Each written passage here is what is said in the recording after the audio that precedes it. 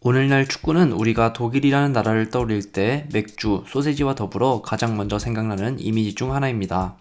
그러나 맥주나 소세지와는 달리 축구는 처음부터 많은 독일인들로부터 사랑받지는 못했습니다. 19세기 중후반, 영국에서 축구가 처음 소개될 때까지만 해도 오히려 반대로 축구를 운도이츠, 그러니까 독일적이지 못하다면서 비난하는 여론이 더 많을 정도였습니다.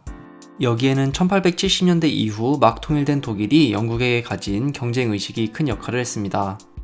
영국의 뿌리를 가진 축구는 많은 독일인들의 눈에 부상을 당할 위험이 크고 너무 거칠게 보였던 것입니다. 이 때문에 바이에른 지역에서는 17세 이하의 청소년들이 축구를 하는 것이 금지될 정도였습니다. 오늘날 독일의 축구팀 하면 가장 먼저 떠오르는 팀이 바이에른 뮌헨이라는 점을 생각하면 참으로 격세지감이라고 할 수 있습니다. 19세기 중후반의 많은 독일인들은 축구 대신 체조를 독일적인 것의 정수라고 여겼습니다. 우리에게는 주로 올림픽 경기를 할 때 간혹 접하게 되는 체조 종목들이지만 사실 독일에서는 1848년 혁명 이후부터 각종 체조협회들이 지방 전역으로 빠르게 뿌리를 내렸습니다. 이렇게 기존의 체조를 즐기던 이들과 체조협회인들의 눈에 새로 소개된 축구가 눈엣 가시로 여겨진 것은 당연한 것이었습니다.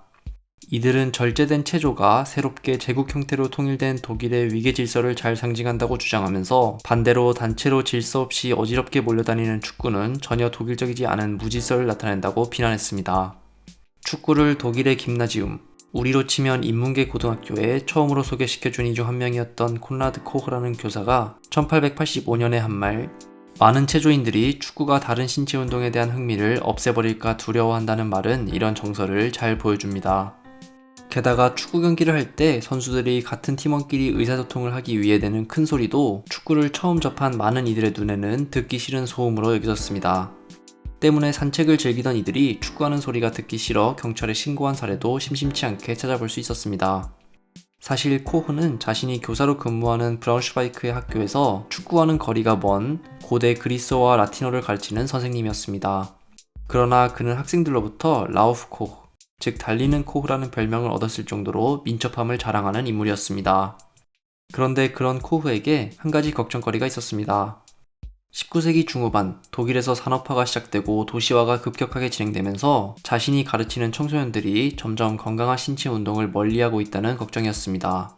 그러는 와중에 독일에 살고 있던 영국인들이 축구라는 새로운 종목을 하고 있는 것을 발견한 그는 1874년 영국에서 축구공을 공수한 끝에 자신의 학교에서 최초로 독일인 학생끼리의 축구 경기를 열었습니다. 축구라는 종목을 처음 접한 독일 학생들은 곧 굉장한 흥미를 보였고 머지않아 두 번째 경기도 열리게 되었습니다. 이후 독일에서 축구의 인기는 눈에 띌 정도로 점점 늘어나기 시작했습니다. 이에 뿌듯함과 축구를 더 퍼뜨려야겠다는 사명감을 가지게 된 코흐는 축구의 역사와 규칙을 담은 독일어 책을 썼습니다. 사실 당시까지만 해도 독일에서는 정확한 용어가 정립되지 않았습니다. 영어의 풋볼에 해당하는 말이 독일어의 후스발인데 후스발이라는 이름 자체가 영국에서 들어온 축구와 럭비 모두를 가리켰습니다. 예를 들어 후스발페라인 하노버 78, 즉 하노버 78 축구팀이라는 단체는 실제로는 럭비를 하는 단체였습니다. 그리고 축구를 비독일적인 것으로 비난하던 독일의 언론들도 영국에서 럭비를 하다가 부상을 당한 이들의 통계를 가져오며 이를 축구를 하다가 부상을 당한 이들의 통계라고 호도하기도 했습니다. 기존의 체조인들과 축구를 의심쩍은 눈으로 바라보는 독일인들을 안심시키기 위해서 코흐는 용어 정리에 주력하면서 럭비 대신 그나마 부상의 위험이 적은 축구를 적극적으로 홍보했습니다.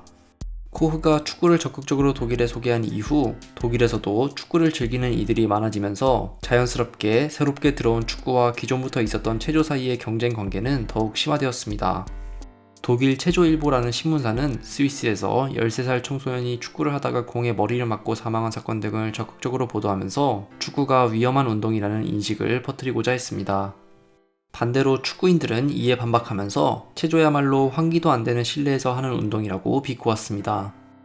그러나 축구를 두고 벌어진 갈등은 단순히 무슨 종목을 좋아하는지를 두고 벌어진 기호의 문제만은 아니었습니다.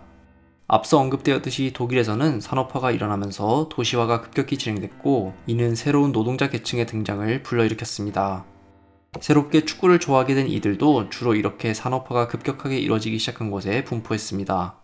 프랑크푸르트, 함부르크, 슈투트가르트, 그리고 무엇보다도 베를린 같은 곳이 대표적이었습니다.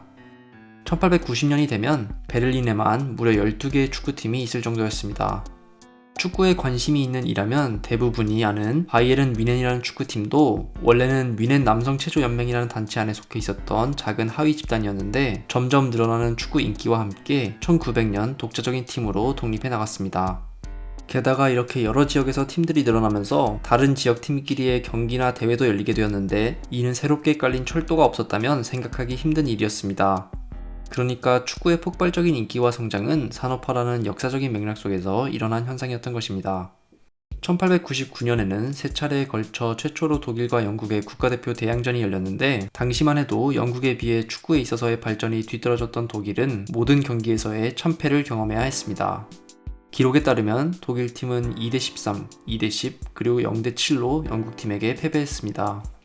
한편 이렇게 점점 늘어나는 축구의 인기를 미심쩍은 눈으로 바라보는 또 다른 집단이 있었는데 바로 기존의 귀족과 부르주아들이었습니다. 자신들의 눈에 우스꽝스러워 보이는 축구 유니폼을 입고 경기나 연습이 끝난 후에는 단체로 술을 마시고 고성방가를 하며 거리를 돌아다니는 젊은이들이 마음에 들지 않은 것이었습니다.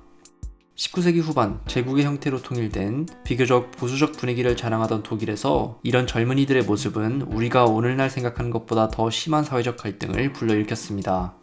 옷차림이 다양하지 않은 사회에서 축구 유니폼을 입고 돌아다니는 것 자체를 이상하게 여기는 이들도 많았고 여러 신문들도 축구 유니폼을 카니발 때나 입을 만한 코스튬에 비교하기도 했습니다. 독자 투고란에는 공공장소에서 유니폼을 입고 돌아다니는 것을 금지해야 한다는 청원이 실리기도 했습니다. 이 투고를 보낸 이는 모든 선수들은 경기가 끝나자마자 곧바로 일상적인 복장으로 갈아입어야 한다는 주장을 펼쳤습니다. 유니폼이 얼마나 몸에 꽉 껴도 되는지, 그리고 유니폼의 색이 얼마나 화려해도 되는지에 대해서도 진지한 사회적 논쟁이 일어날 정도로 복장에 관한 문제는 우리가 생각하는 것 이상의 사회적 갈등을 일으켰습니다. 그런데 독일의 초창기 축구 경기는 오늘날과 그 규칙이 조금 다르기도 했습니다. 가장 큰 특징은 골대 안에 들어가는 골로만 점수를 매기지 않았다는 것이었습니다. 초창기에 독일에서 펼쳐진 축구 경기에서는 스로인을 얻어낼 경우 3점, 코너킥을 얻어낼 경우 5점, 그리고 골을 넣을 경우 20점을 부여하여 경기가 끝난 후 총점이 높은 팀이 승리하는 방식을 선택했습니다. 1890년 출범한 독일 축구선수 연맹은 이런 방식에 기반해서 최초의 대회를 개최했는데 이 최초의 대회에서 우승한 베를리너 푸스발 클럽 게르마니아는 지금까지도 존재하는 가장 오래된 독일 축구팀입니다. 이렇게 전국에서 광범위하게 축구의 인기가 늘어나자 정부에서도 기존의 회의적인 시각을 버리고 오히려 축구를 이용하자는 입장이 생기기 시작했습니다. 바로 축구를 전 국민의 체력을 기르기 위한 수단으로 여긴 것인데 당시까지만 해도 이는 미래에 있을지도 모르는 전쟁을 위해 국민들을 예비 군인으로 훈련시키고자 하는 생각에서 비롯된 것이었습니다. 따라서 1900년이 넘어가기 시작하면 오히려 축구에 대한 지원이 늘어나기 시작했고 군대 안에서도 쉬는 시간에 축구를 하는 것이 적극적으로 장려되었습니다. 몇 년 후인 1914년 1차 세계대전이 발발했을 때 이는 스포츠가 전쟁을 위해 동원되는 비극적인 결과로 이어지기도 했습니다. 북독일 축구협회는 전쟁이 발발하자 Durch den Sport wurdet ihr für den Krieg erzogen, darum waren den Feind 이라는 내용이 담긴 글을 발표했는데 여러분은 스포츠를 통해 전쟁을 위한 교육을 받았다. 적을 향해 돌진해라 라는 뜻이었습니다. 전쟁 이전까지 쾰른의 축구팀에서 뛰던 한 선수는 징집된 이후 고향에 보내는 편지에서 전투 상황을 묘사하며 3분 동안 나는 전성기에도 해내지 못한 측면 돌파 드리블을 성공했는데 이는 내 목숨이 달려있기 때문에 가능한 일이었다 라는 표현을 남겼습니다. 축구를 통해 전쟁을 비유하는 것이 언어적인 면에서도 일상화되기 시작했다는 것을 알 수 있습니다. 결국 대다수의 성인 독일 남성이 징집된 1차 세계대전에서 전쟁의 와중에 오락을 즐길 수 있도록 축구공을 비롯한 여러 장비가 전방에 보급되면서 축구는 대부분의 독일인들이 즐기는 스포츠로 완전하게 자리매김했습니다.